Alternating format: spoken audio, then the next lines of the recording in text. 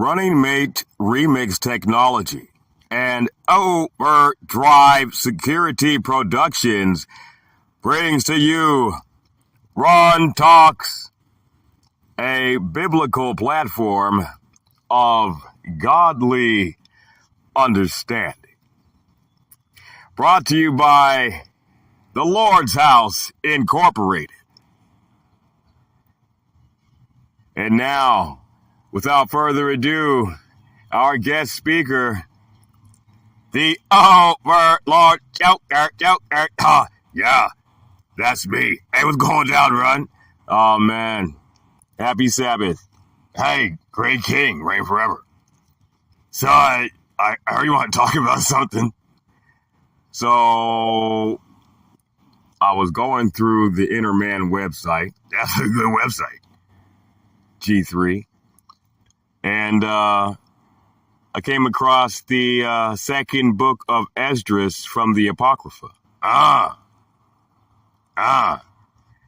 Specifically, chapter 7.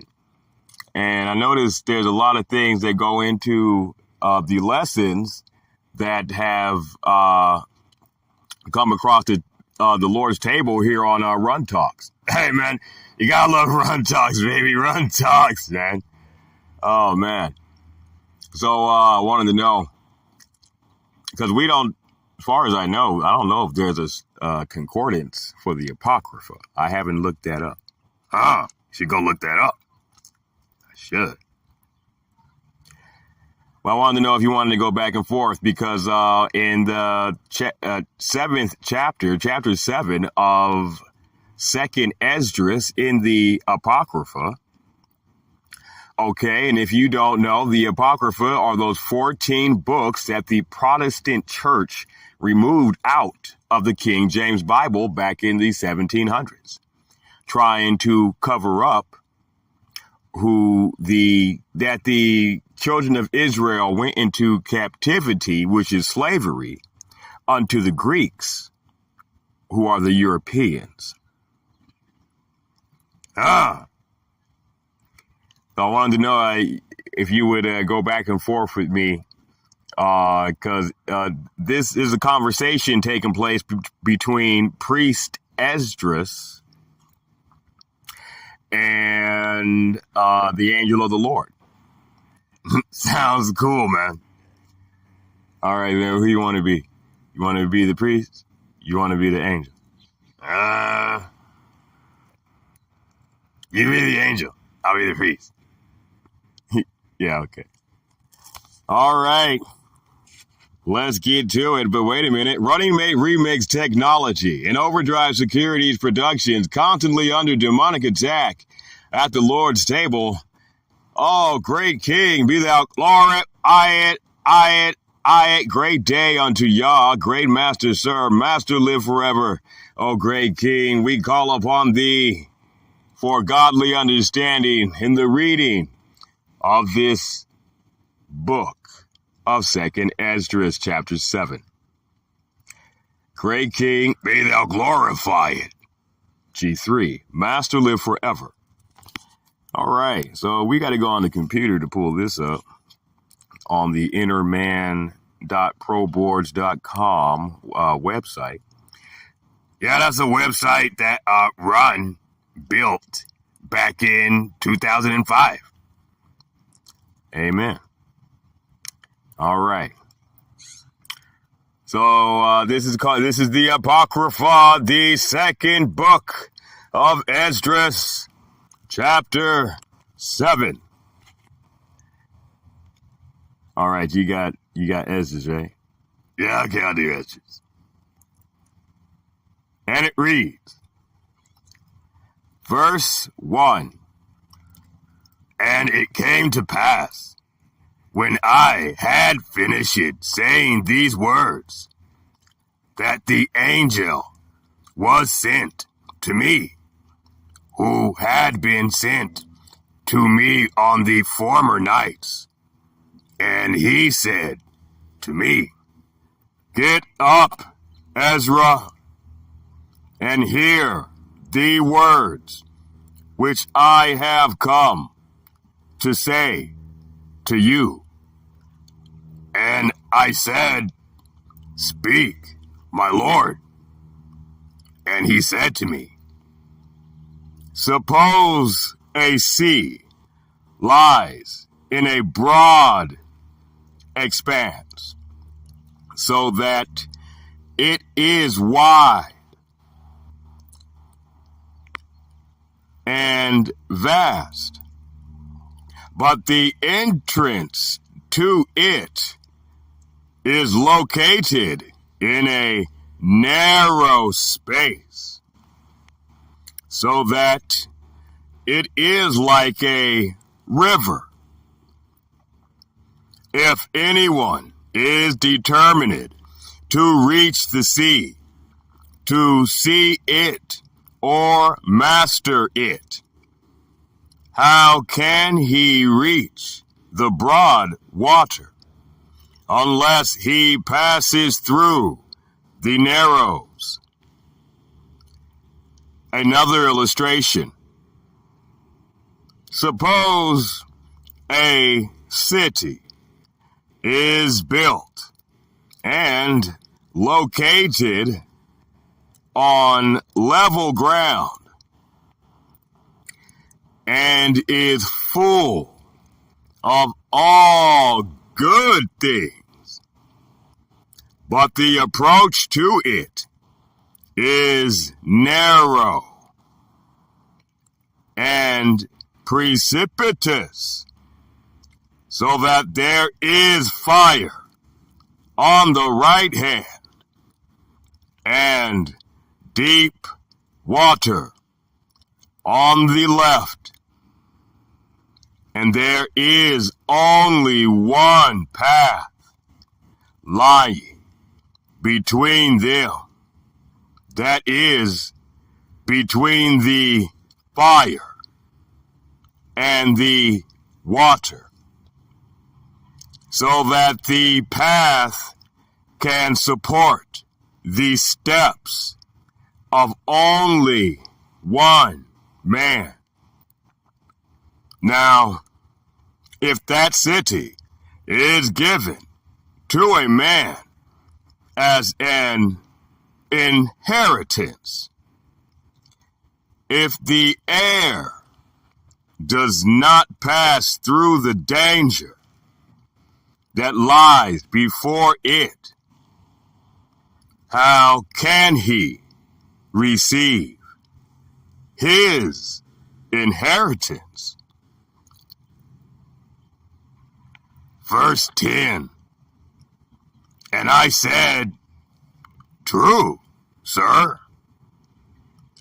And he said to me, Yasha Allah's destiny is like that.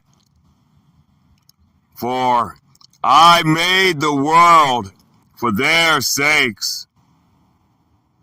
And when Adam transgressed my statutes, what has now happened was decreed, and the ways of the entering this world were made narrow, grievous, and toilsome, and few, and evil, full of dangers, and burdened with great hardships.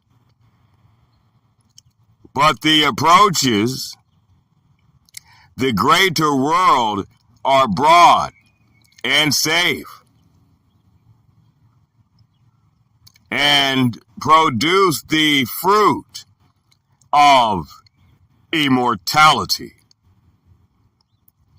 Unless, therefore, the living have really entered the narrow and fruitless experiences, they cannot obtain the things that are destined for them.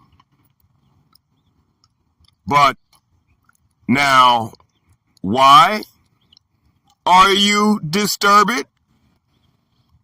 Though you are to perish. And why are you so moved? Though you are mortal. And why do you not take into consideration what is future, but only what is present? Verse 17. And I answered and said, Sovereign Lord, you have ordained it in your law that the upright shall possess these things, but the ungodly shall perish. So the upright can endure straitened circumstances in the hope of ample ones. But those who have done wickedly endure the straitened circumstances and will not see the ample ones. And he said to me,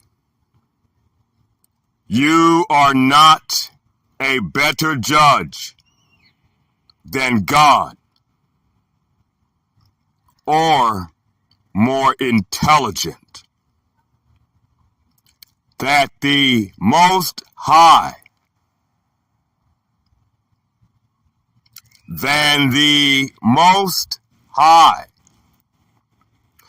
for let the many that exist perish, rather than that the law of God, which has been set before them, be disregarded. For God strictly commanded those who came at their coming as to what they should do to live, and what they should observe to escape being punished. But they disobeyed and opposed him, and they devised foolish thoughts and conceived wicked wiles, and went so far as to say that the Most High did not exist. And they ignored his ways and scorned his law and denied his agreements and had no faith in his statutes and did not complete his work. Therefore, Ezra, the empty have emptiness, and the full fullness. For behold, the time will come, and it will be that when these signs come, which I have foretold to you, the city that appears as a bride will appear, and the land which is now hidden will be seen.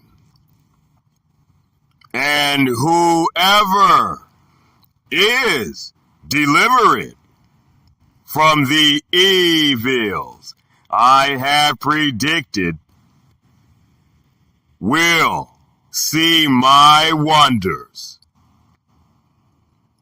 For my Son, the Christ, will be revealed with those who are with him,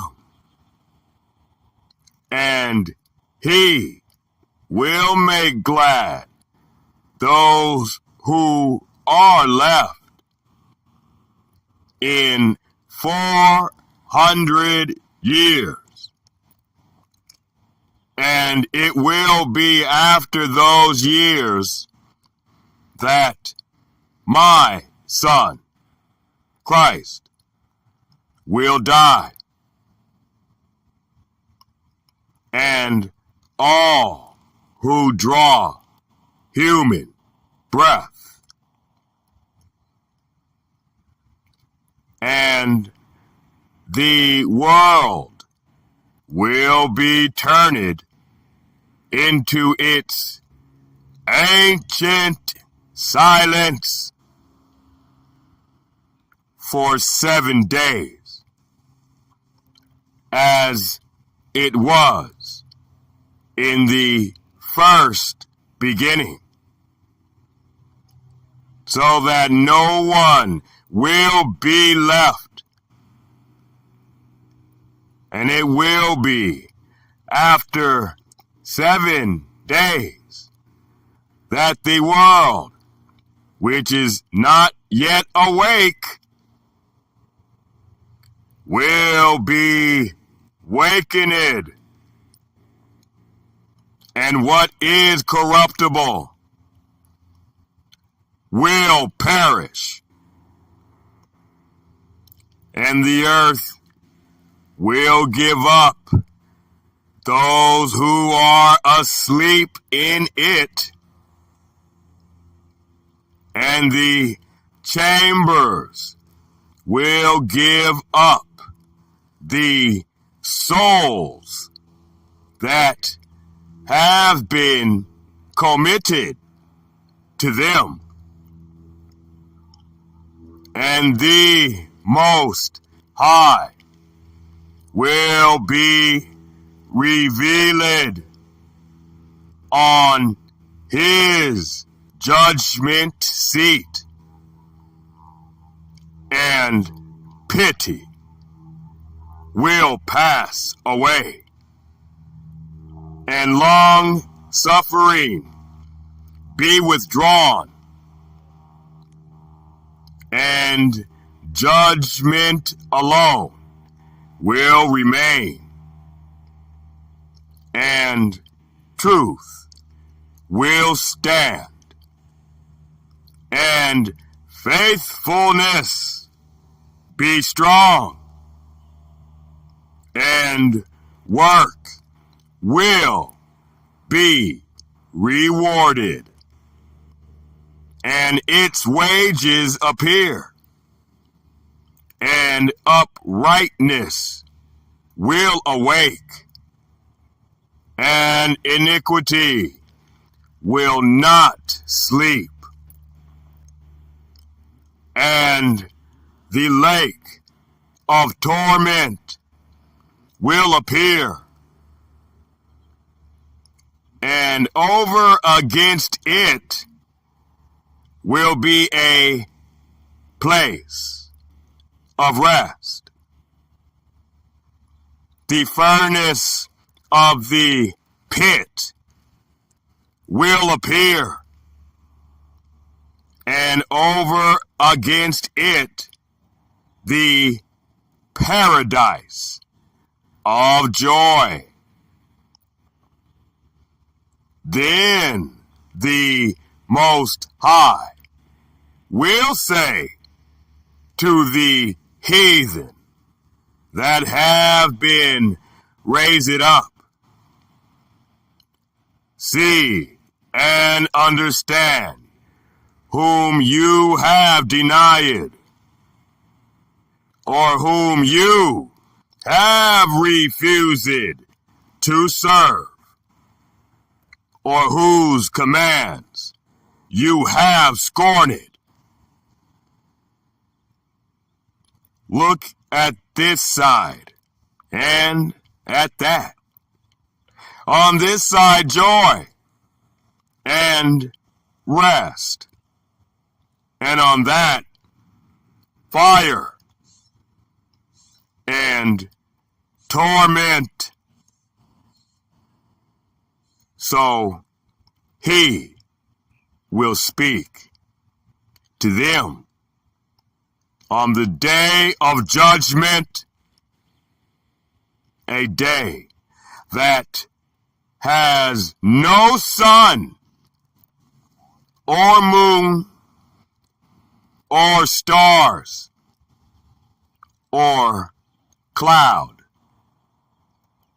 or thunder or lightning or wind or water or air or darkness or evening or morning or summer or heat or winter or frost or cold or hail or rain or dew or noon or night or dawn or sunshine or brightness or light. Only the splendor of the glory of the Most High, by which all will begin to see what is destined for them, for it will last as though for a week of years.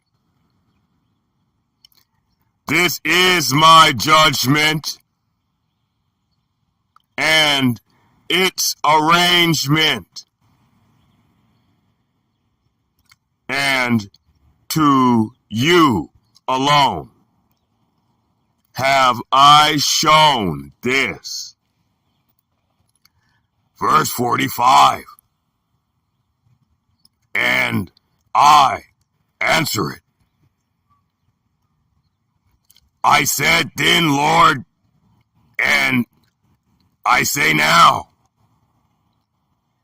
blessed are those who live and keep your commandments.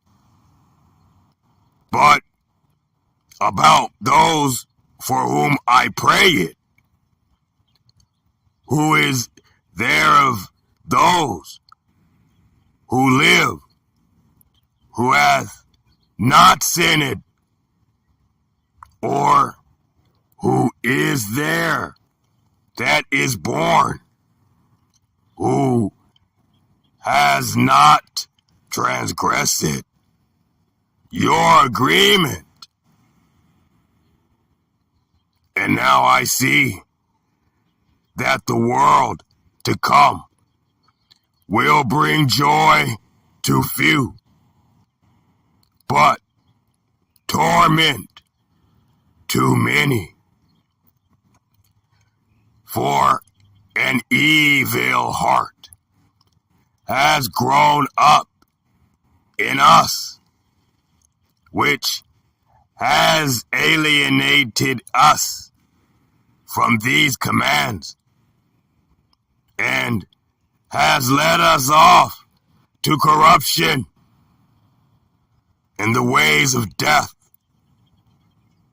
and shown us the paths of perdition, and removing us far from life, and that not just a few, but almost all who have been created. And he answered me and said, listen to me, and I will instruct you, and I will admonish you a second time. It was on this account that the Most High made not one world, but two. For because you have said that the upright are not many, but few, and the ungodly abound. Hear the answer to this. If you have a very few precious stones,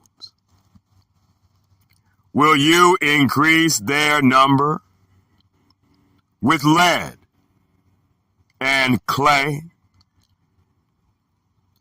Verse 53. And I said, Lord, how can that be? And he said to me, not only that, but ask the earth, and she will tell you. Entreat her, and she will inform you. For you must say to her, you produce gold and silver and copper and also iron and lead and clay. But silver is more abundant than gold, and copper than silver, and iron than copper, lead than iron, and clay than lead. So consider which things are precious, and to be desired, what is abundant, or what is rare. Verse 58. And I said, Sovereign Lord, what is plentiful is cheaper, for what is more rare is more precious. And he answered me and said, consider with yourself what you have thought. For he who has what is hard to get rejoices more than he who has what is plentiful. It is so with the judgment that I have promised, for I will rejoice over the few who will be saved, because it is they who have made my glory to prevail more now, and through whom my name has now been honored. And I will not grieve over the great number of those who perish, for they are the ones who are now like vapor and counted as flame and smoke.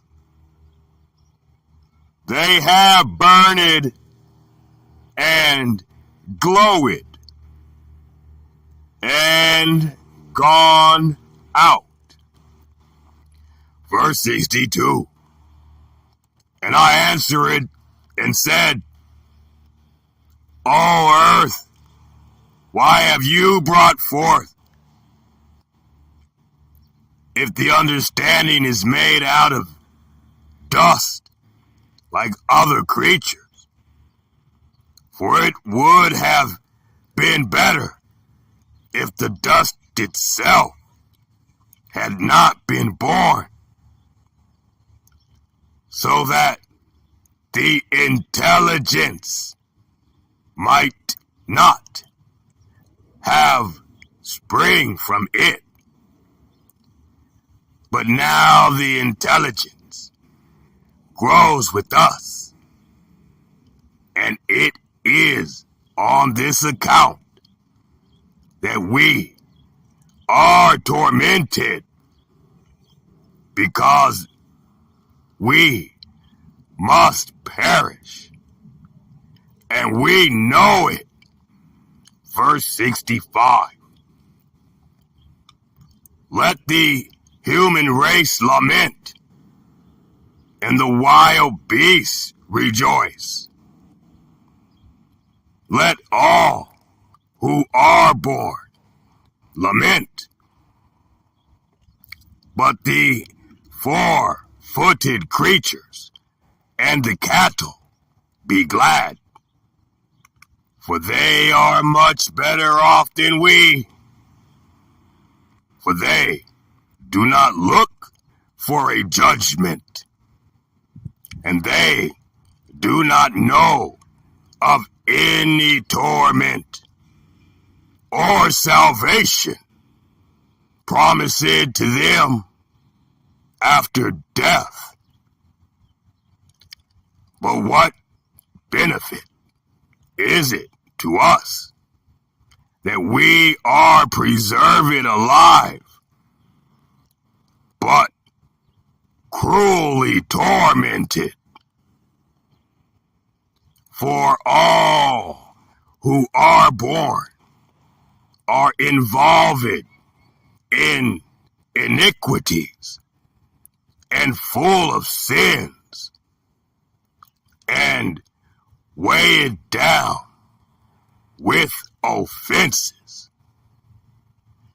And if we were not to come to judgment after death, perhaps it would have been better for us. Verse 70. And he answered me and said, when the Most High made the world and Adam and all who came from him, he first prepared the judgment and the things that belong to the judgment. And now, understand from your own words, for you said that the intelligence grows with us, so those who live on the earth will be tortured on this account, because though they had intelligence, they did iniquity.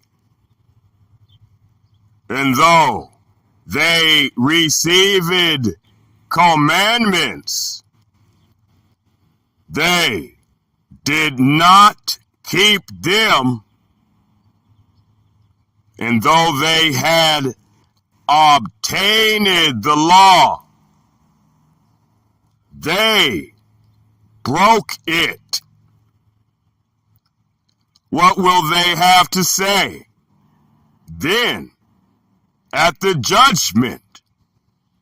Or how will they answer in the last times?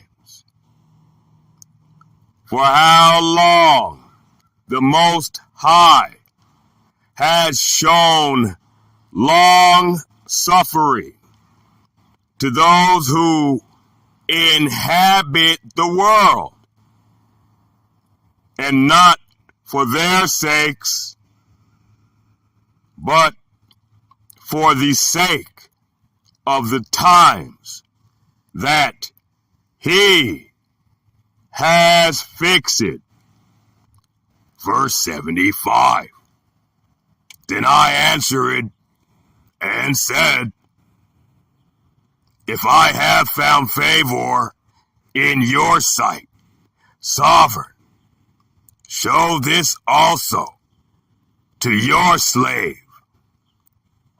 whether after death, as soon as each one of us gives up his soul, we shall be faithfully kept at rest until those times come when you begin to renew the creation, or shall be tortured at once.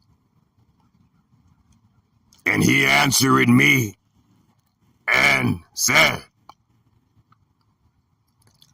I will show you that also. But you must not associate with those who have shown scorn, or count yourself among those who are tortured. For you have a treasure of works laid up with the Most High, but it will not be shown to you until the last times. For about death, the teaching is, when the final sentence goes forth from the Most High, that a man is to die, when the soul departs from the body to return to him who gave it. First of all, it prays to the glory of the Most High. If it was one of those who scorned and did not observe the way of the Most High, and of those who have despised his law, and of those who hate those who fear God, such spirits shall not enter dwellings, but wander about thenceforth in torment, always grieving and sad in 7 ways. The first way is that they have scorned the law of the Most High. The second way is that they can no longer make a good repentance so that they may live. The third way is that they will see the reward destined for those who have believed the agreements of the Most High. The fourth way is that they will consider the torment destined for them in the last days. The fifth way is that they will see that the dwelling places of the others are guarded by angels in profound silence. The sixth way is that they will see that some of them will pass over to be tormented henceforth. The seventh way, which is worse than all the ways that have been mentioned, is that they will waste away in shame and be consumed in disgrace and wither with fear at seeing the glory of the Most High, before whom they sinned while they lived, and before whom they are destined to be judged in the last times. But of those who have observed the ways of the Most High, this is the order when they shall be separated from this fragile jar.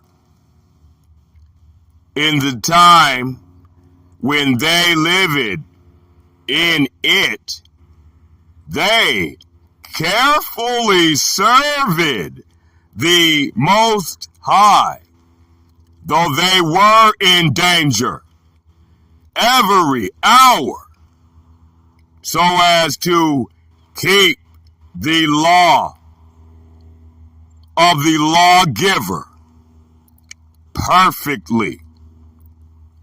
Therefore, this is the teaching about them. First of all, they see with great rapture the glory of him who takes them up, for they will rest in 7 orders. The first order is that they have striven with much toil to conquer the wicked thought that was formed with them, so that it should not lead them away from life to death. The second order is that they see the labyrinth in which the souls of the ungodly wander, and the punishment that awaits them.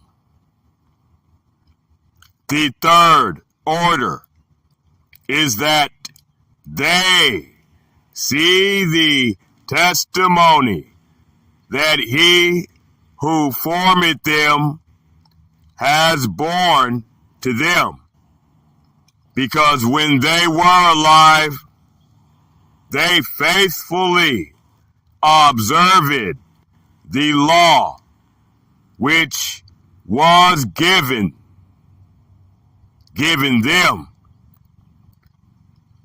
The fourth order is that they understand the rest which they now enjoy, gathered in their chambers in great quietness, watch it over by angels, and the glory that awaits them in the last days. The fifth order is that they exult, that they have now escaped what is corruptible, and will possess the future as their inheritance, and besides perceive the narrowness and toilsomeness from which they have been freed, and the spaciousness they are destined to receive and enjoy in immortality. The sixth order is that it is shown to them how their face is destined to shine like the sun, and how they are to be made like the light of the stars, and be incorruptible thenceforth. The seventh order, which is greater than all those that have been mentioned, is that they will exult boldly, and that they will trust confidently and rejoice fearlessly, for they hasten to see the face of him who they served in life, and from whom they are to receive their reward when they are glorified.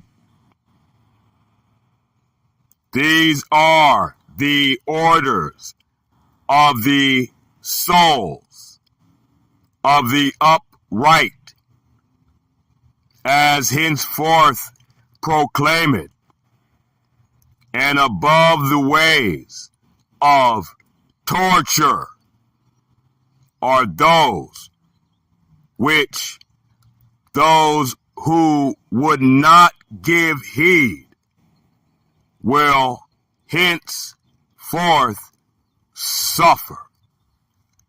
Verse 100.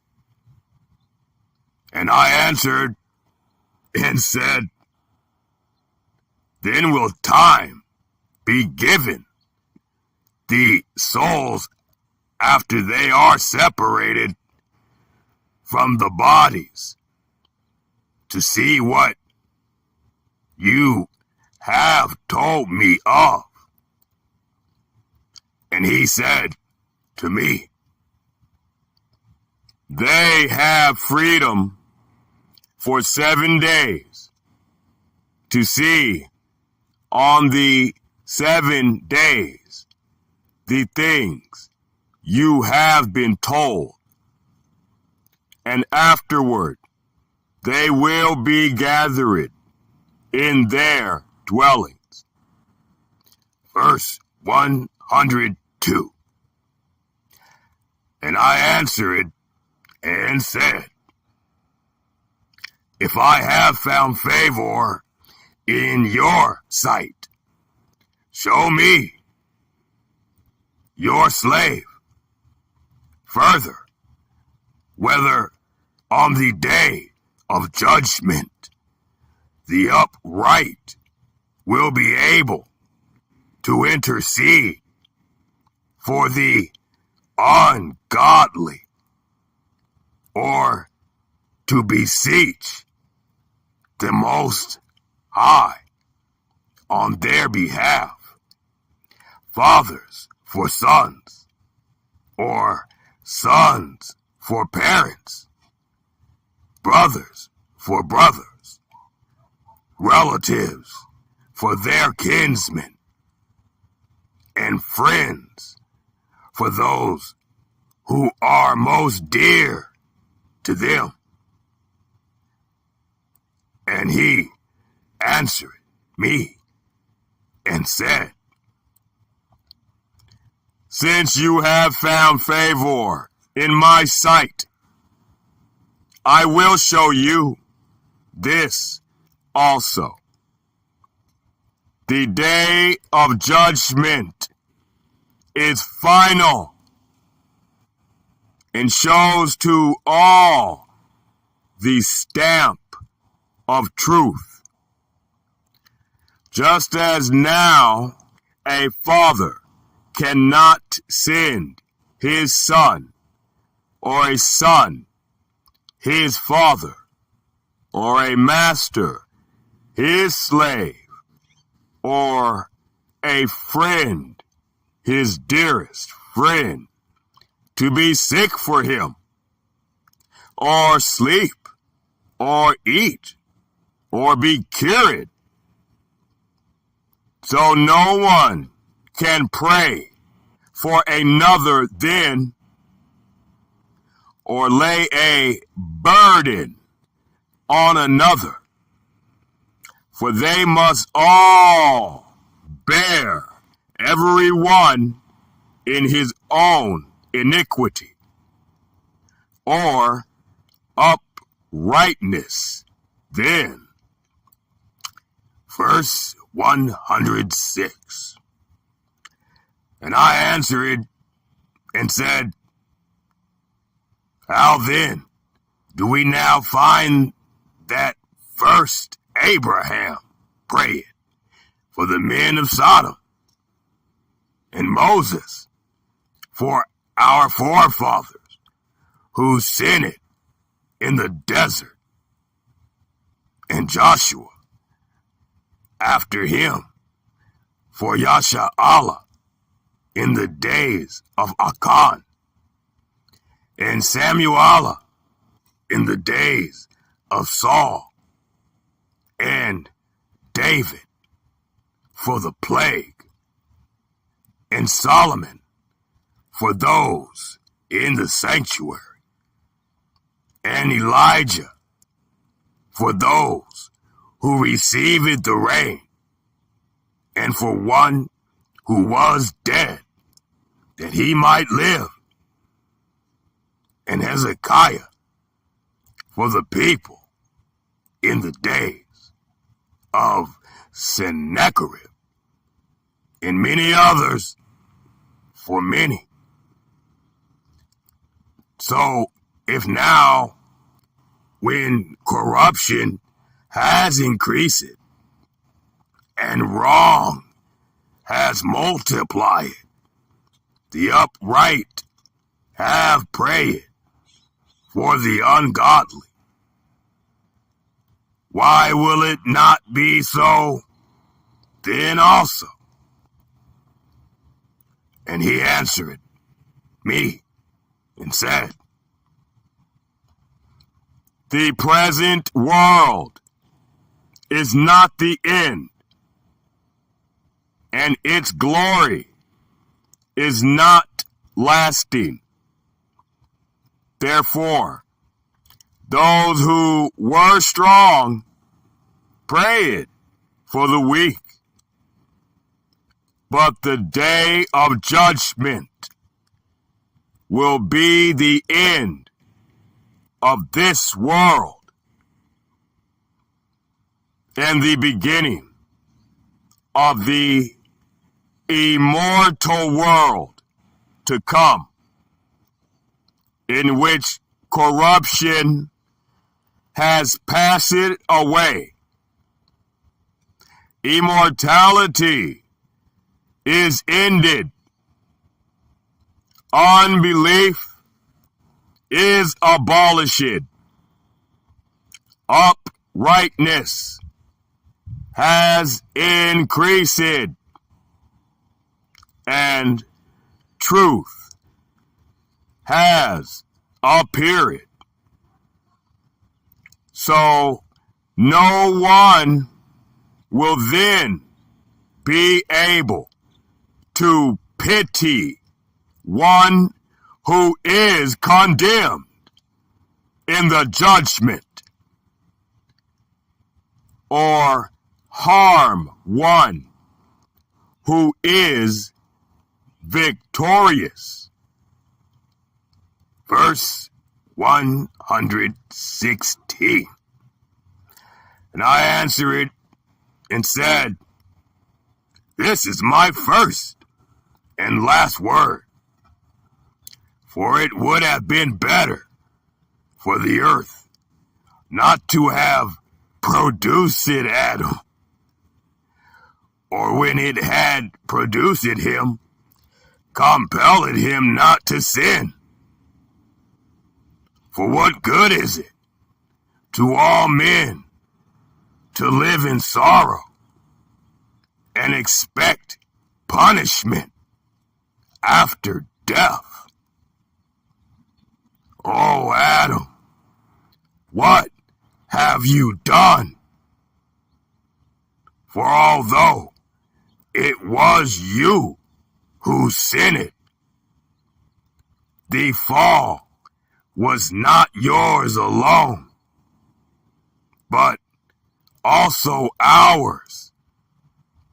For we are descended from you. Verse 119.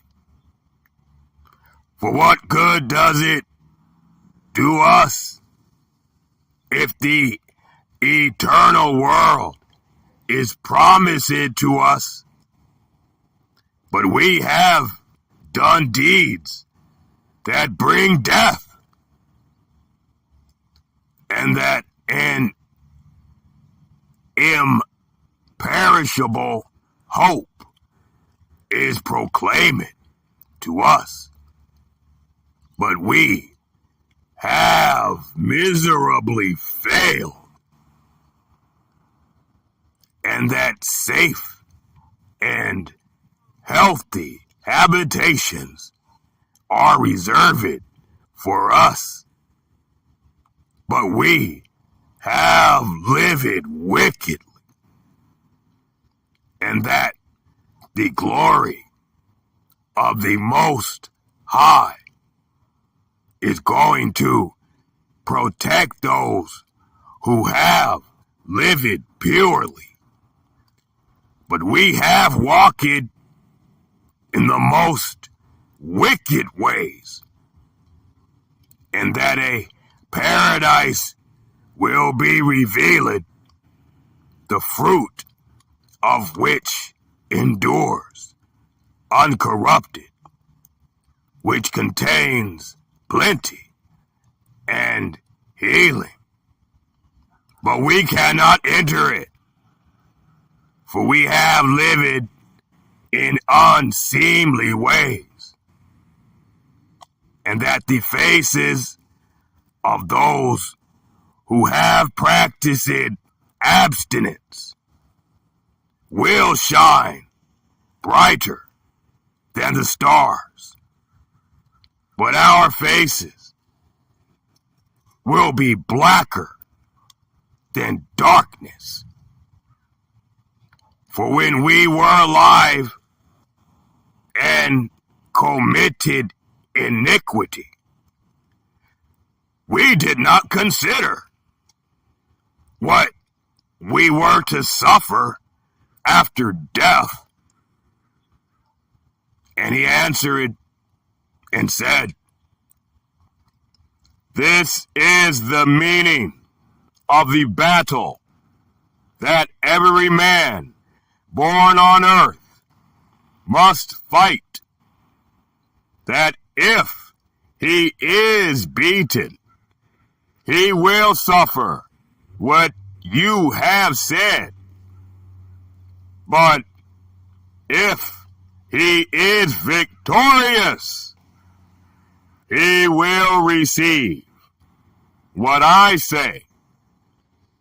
For this is the way of which Moses spoke when he was alive, saying to the people, choose life for yourself, so that you may live. But they would not believe him or the prophets after him, or yet me, who have spoken to them. So there will be not so much grief at their destruction as joy over those who have been persuaded of salvation. Verse 132. And I answered and said, I know, sir, that the Most High is now called merciful, because he has mercy on those who have not yet come into the world, and gracious because he is gracious to those who turn to his law, and long suffering because he is long suffering to those who have sinned as his creatures, and bountiful because he had rather give than exact, and of great mercy because he multiplies mercies more and more to those who are alive and those who have passed away, and those who are to be. For if he did not multiply them, the world with those who live in it would not be made alive, and a giver.